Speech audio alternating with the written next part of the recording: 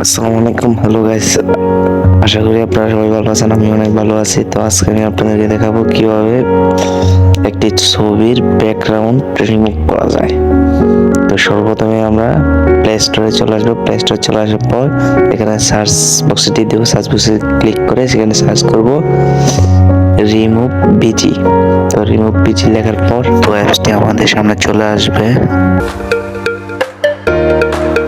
তো আমি অ্যাপসটিকে ওপেন করে নেব।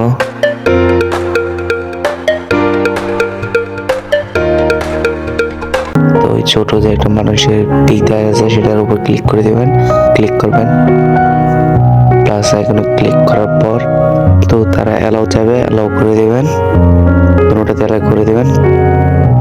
তারপর আপনারা আপনাদের ফাইলে চলে যাবেন। তো সেখান থেকে আপনারা ছবি বাছাই করে নেবেন, সেটা আপনারা ব্যাকগ্রাউন্ড রিমুভ করবেন।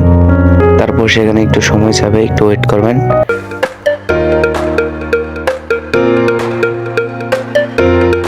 তো দেখেন কি সুন্দর ছবির ব্যাকগ্রাউন্ড রিমুভ হয়ে গেছে। তো আপনারা চাইলে যে কোনো ছবির এইভাবে ব্যাকগ্রাউন্ড রিমুভ করতে পারেন।